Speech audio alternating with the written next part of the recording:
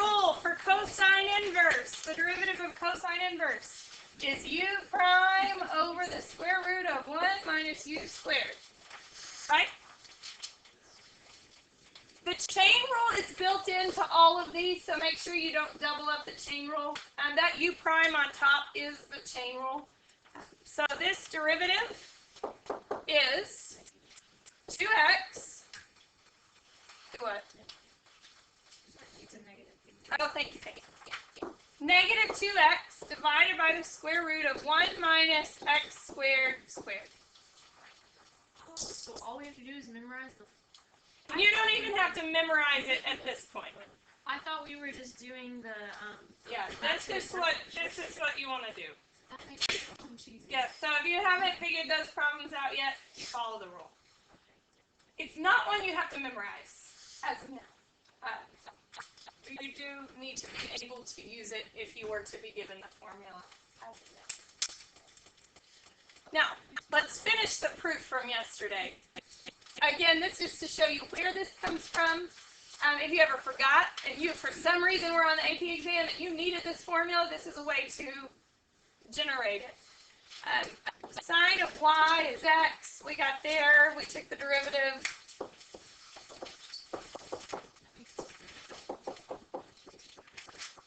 Okay, that's where we left off, right, on Tuesday.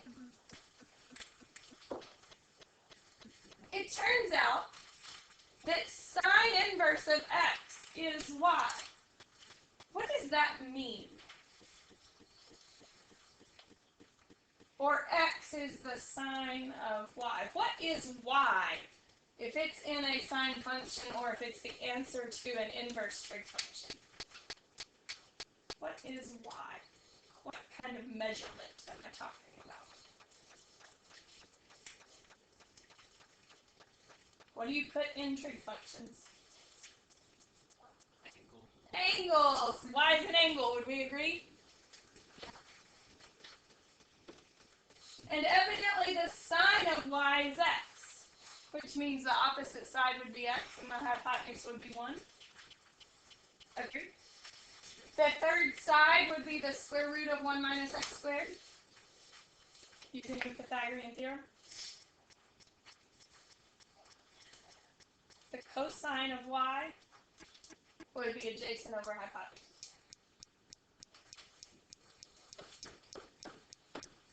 Now, where's the u prime come in? It's a chain rule. So if x were anything besides x, you would need a chain rule. That's where the formula comes from. It's just a proof. You don't have to memorize it, but a lot of you probably like to know why things are what they are. We were trying to prove all of them. Oh, don't prove all of them. Yeah. Sorry. I was so confused. See your calculus helper for the rest of the inverse trig functions. I'm going to skip this proof just because, but it's on page 177. It's the proof of e to the x. The derivative of e to the x is e to the x. And the derivative of natural log. So I'm just going through and proving to you these derivative rules that you've memorized. So I would do this one implicitly. If you remember anything about logarithms, you remember we didn't like them very much, and we like exponentials a lot better. So we could rewrite y equals natural log of x as e to the y equals x. We could take the derivative implicitly. So y prime would be 1 over e to the y. And I know e to the y is just x. So the derivative would be 1 over x. So the derivative of natural log is 1 over x. Now, your calculus helper says u prime over u. What does that mean? You have to do the chain rule. If x is anything besides just an x, you have to do a chain rule. So those are where those derivatives come from. That was the part of the lesson we missed on Tuesday, was proving those two rules. Any questions about Tuesday's lesson? Make sure that you cut, and obviously this Friday due date has been moved to Monday. Make sure that you are coming in to take that gateway quiz. Get that done soon. Need those taken as soon as possible. Okay, the new stuff for today is not completely new. It's something that will really help you on the AP exam. And it's being able to recognize a derivative written as a limit when you see one. So this question asks you to write out, but don't simplify, the definition of derivative 2 different ways for this function. So I want to remind you that 2 different definitions of derivative. One of them you should have memorized from the gateways. What is one of them? Equals limit f of x when h approaches 0.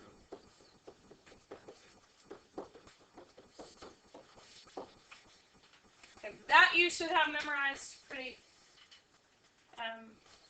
good already.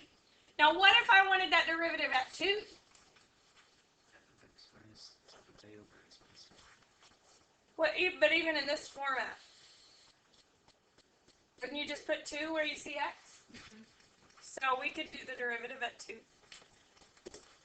So this derivative at 2 would be the limit as h approaches 0 of f of 2 plus h minus f of 2 all over h, which would be the limit as h approaches 0 of the square root of 2 plus h minus the square root of 2. Does everyone agree that would be the... Now, it doesn't want us to evaluate, don't simplify, it just wants us to write it out. Now, if you saw this question on an AP exam, would you agree that'd be a tough limit? Does everyone agree this is a pretty tough limit? How would we have to solve this limit? You'd have to use the conjugate, right? Take you a while, wouldn't it? How long would it take you to find the derivative of that at 2? Not very long. So, the AP exam will never, ever make you do a derivative the long way. But they will put them on the exam in disguise. They'll give you a limit question that if you notice that it's a derivative, it's a really quick question. If not, you got to work a really long limit. So that's our goal for the day, is being able to pick out derivatives in disguise, and we see them. This is not something a textbook would ever teach you. It's something they'd expect that you could just do because you know the definition of a derivative. As we know, that's probably not the case. That would be kind of tough to pick out. So that's going to be our goal for the next 10 minutes. That's probably as long as it will take me to teach is about 10 minutes. The other option for the derivative, does anyone remember the alternate definition? And I'll give you a hint. It's not h approaching anything.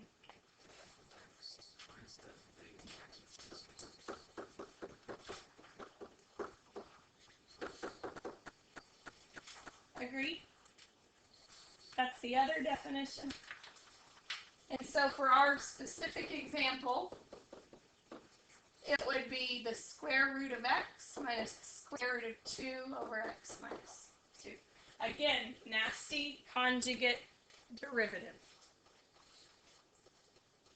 So what we're going to be looking for, as soon as we see a limit that either has an h in it or an x minus something on the bottom in it, if we can't think of a quick way to do it by limit properties, then we're going to try to see if it's a derivative. What we're going to try to pick out are 2 things, f of x and a, right, the a value. That's going to be the goal, is to pick out f of x and a. There are 2 different formats. There's a limit as h approaches 0 format. In that format, you're going to look for the x plus h and see what function is around the x plus h. And that'll be the function.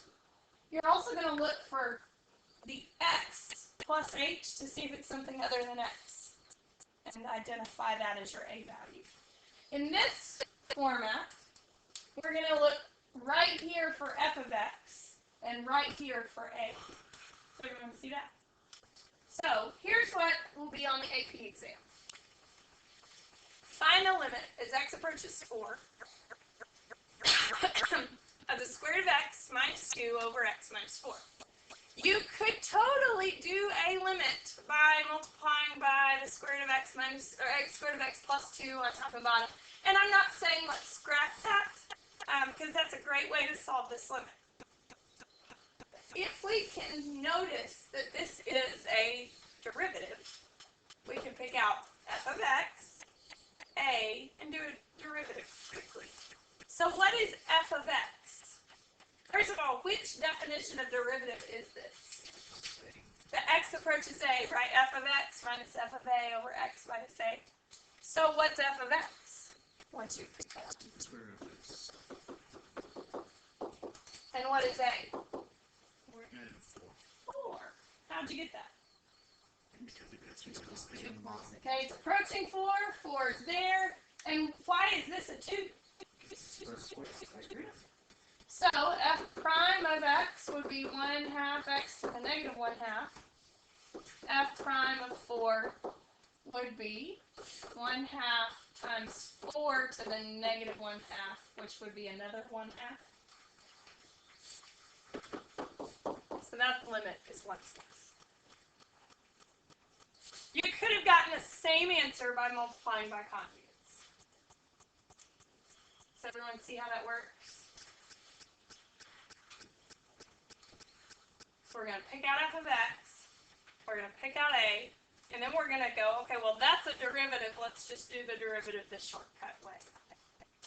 This is how the AP exam tests the derivative the long way. This is the only way it tests the derivative the long way. You will never have to do that big, long, nasty limit definition of a derivative again. So that should be, except one more time on this test. One more time on this test. But after that. Okay, let's look at the next one. They use delta x instead of h. Okay.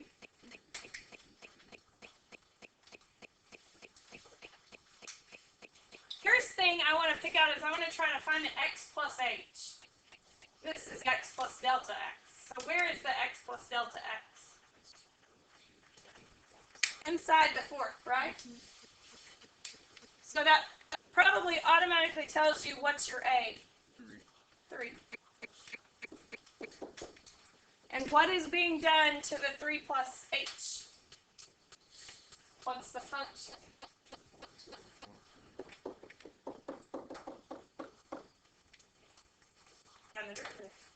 F prime of x is 4x cubed. Plug in 3. 3 cubed is 27. 27 times 4 is that 108? Yes. Now let me tell you what we just bypassed. How would you have to do 3 plus delta x to the 4th power? 3 plus delta x times 3 plus delta x times 3 plus delta x times 3 plus delta x. Everyone get that? Did we save us a lot of time? That took us a minute. So this is the new skill for today.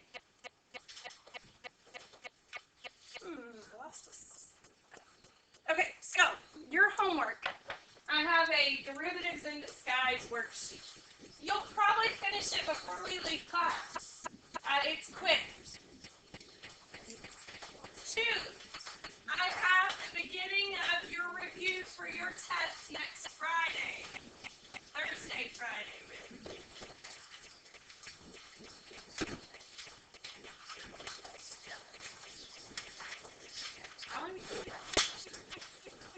Okay, everyone listen. You are getting your very first AP packet. You will grow so it'll be kind of a love-hate relationship. Okay, AP packet, first AP packet. These are real AP questions off of real AP exams. Open response questions. This is the best test preparation I can give you because, as you know, the test comes straight off of AP exams. Now, these are open response. Where did you get multiple choice questions to study for the test? Online. Yes. You don't have to look that hard. Your homework, right? All the homework multiple choice questions is where you look. So those are the two things you'll study for the exam. We're going to do this in two parts. We're going to do the odds first and then the evens. We lost a work day on this because of the snow day. So because of that, you need to do a little more at home than normal.